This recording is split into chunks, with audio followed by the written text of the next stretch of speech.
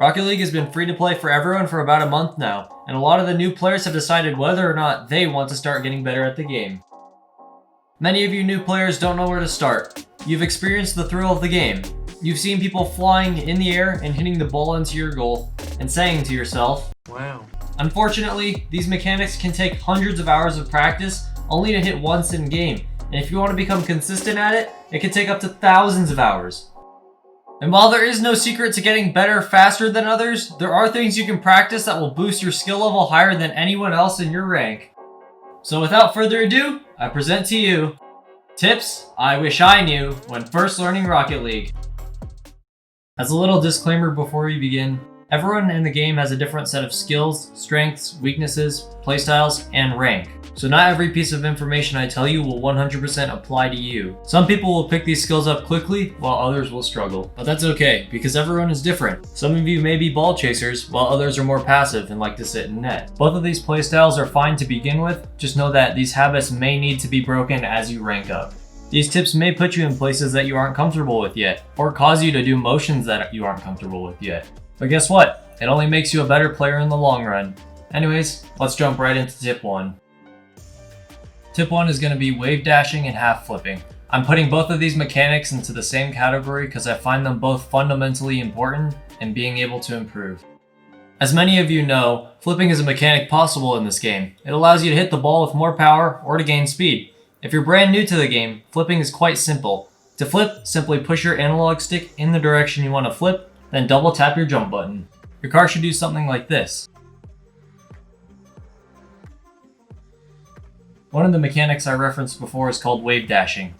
To put simply, wave dashing is like flipping, but it involves canceling your flip, using the ground or occasionally the wall or ceiling, while also gaining the momentum you would normally get from that flip. There are other videos that show you how to wave dash in bigger detail, which I'll link below, but I'll give a brief demonstration of how to do it.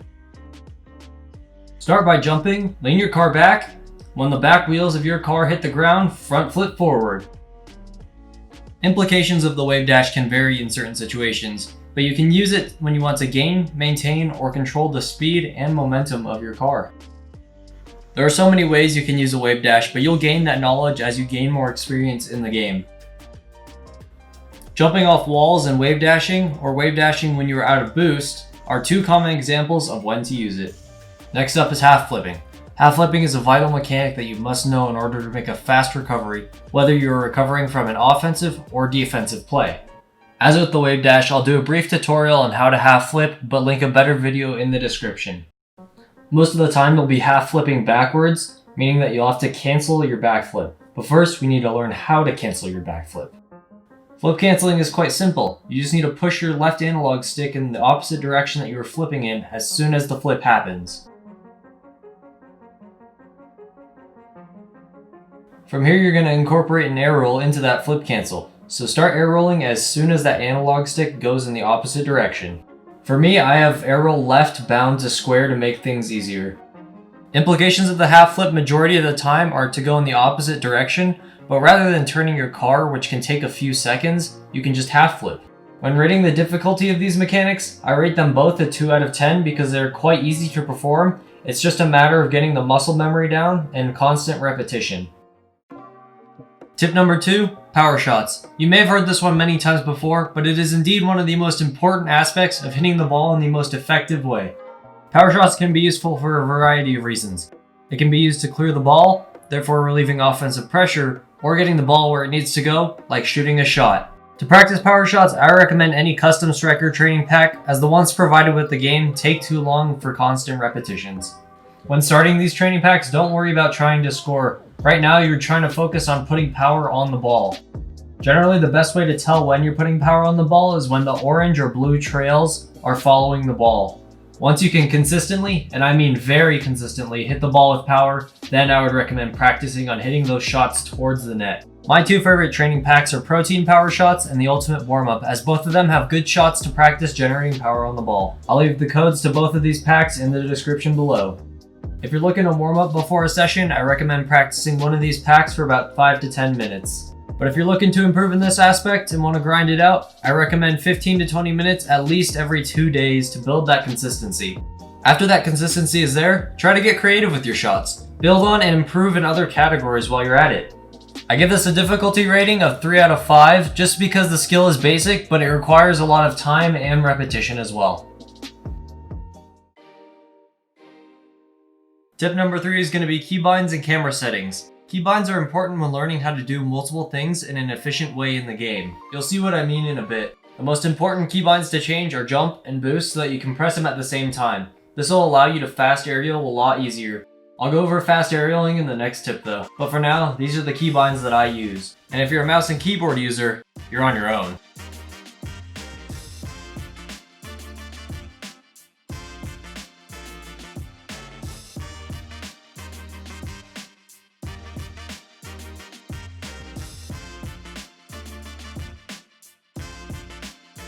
Now onto camera settings. Camera settings are important to being able to observe your surroundings. Having your camera settings too zoomed in can cause you to miss important information about the game, but having them too zoomed out can cause you to misjudge your surroundings. But honestly, I'm no expert at camera settings, so I'm going to link a great video below on how to find the right ones for you, as well as show you my own.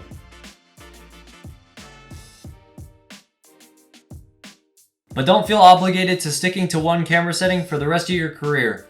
It takes time finding the right ones, so try experimenting with different camera settings. Something that helped me was choosing a pro's camera settings, which you can find with a link in the description, and using it for a few games to see if I like it or if I want to add my own style to it.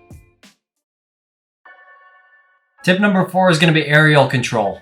This one is probably the most important one of all to me. Learning how to hit the ball in the air was absolutely vital to me being able to rank up. Learning how to control your car in air unlocks so many possibilities later for you in your career. I will be going into great detail with this tip, so prepare yourselves. Let's start with keybinds, but more in depth. The reason I told you to bind boost and jump to 2 buttons is so that you can press them at the same time, allowing you to fast aerial. Fast aerialing is basically gaining altitude faster than your traditional method of aerialing. Link in the description for how to fast aerial. Simply being able to beat your opponent to the ball in the air allows you to make more offensive plays and win more games. The second keybinds that are important are arrow roll left, arrow roll right, and normal arrow roll. You might be asking what the difference is. Basically, normal arrow roll locks you into controlling your car in only one axis, while arrow roll left or right allows you to move on all axes, allowing for full control of your car while spinning or repositioning. Normal arrow roll is there mainly to make sudden changes that arrow roll left or right can't get you, or to precisely position your car to make a good recovery. To practice aerial control for PC, I recommend going into any rig map that can be found in the workshop. But for you console players, go into free play and go around the edge of any map, weaving in and out of the boost pads. For both platforms, start by using no air roll at all. Get used to controlling your car from different angles. It's gonna be hard, but you gotta keep trying. Once you're able to control your car pretty well without air roll, start incorporating air roll into there. Start off with a few spins occasionally, but work your way up to air rolling the whole time. The other map I recommend that any platform can use is the Rocket Labs Pillars map. You'll need to set up a custom match if you want to do it though. And it's the same drill as before, but make sure you're doing figure 8s through it. This is where I highly recommend you watch the background gameplay if you're lost on what to do. I would rate this mechanic a 7 out of 10 in difficulty, simply because learning how to control the car can take hours and hours of practice. But an 8 out of 10 in flashiness because air rolling looks pretty cool. Coming in with the next tip, we have wall play. A great base that a lot of new players have is simply driving up the wall and hitting the ball that is hugging the wall. This is a great skill to have, but that's only really enough to get you out of silver. You're going to have to know how to jump off the wall and hit the ball because it won't always be there for you to drive into. Delaying your flip when hitting the ball off the wall is a very important skill to have. Wall play is so much bigger than you think. It allows you to pull off cool plays while conserving boost, or just to simply clear a ball. I want you guys to go into free play and hit the ball towards the wall in all different ways.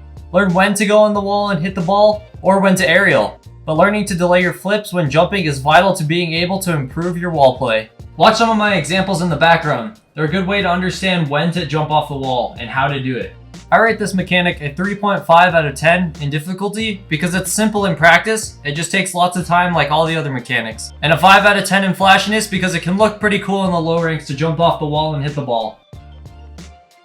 Just as a little side note to all players, your rank is primarily based on how consistent you are at each mechanic or skill. So while yes, you may have better mechanics than your teammate may have better game sense, therefore putting you into the same skill group.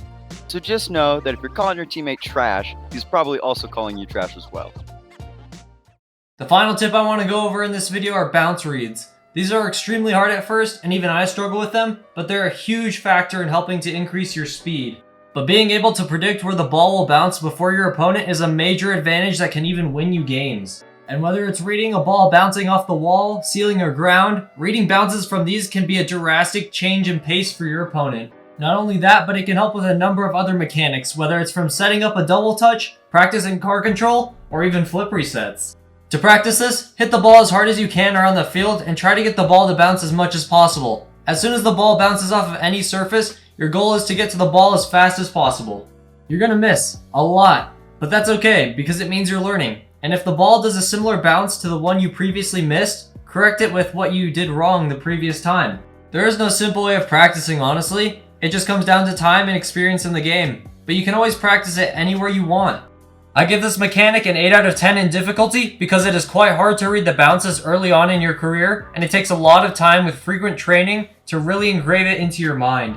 And while this may not be the flashiest mechanic on its own, it can serve as a setup for so many flashy ones, so I rate it at a 2 out of 10 for flashiness. And that concludes my first tip series. I hope I was able to provide enough detail for you guys to get started on your own. A lot of these will eventually come down to you making your own style of training. It doesn't have to be the exact same as what I do, just as long as you're giving the same mechanics some practice. And at the time of making this video, I'm currently Plat 3 at my highest. And you might be asking yourself, why am I taking advice from a Plat when I could be taking advice from a Grand Champ or Supersonic Legend? And well, it's simply because I was in your guys' shoes not too long ago. But the only problem was that I felt that some of the tips that other people had didn't really apply to me. So I gave you guys the tips that I think are best for you guys to learn in order to rank up at those low ranks. Simply being closer to your guys' rank allows me to connect with you more personally, whereas a Grand Champ doesn't really have a good idea of what you guys need to practice. Anyways, if you found this video helpful and enjoyed it, please be sure to hit the like button so I know to do more Rocket League content, and subscribe if you want to see more of me. Stay safe, and I'll see you babies later. Peace!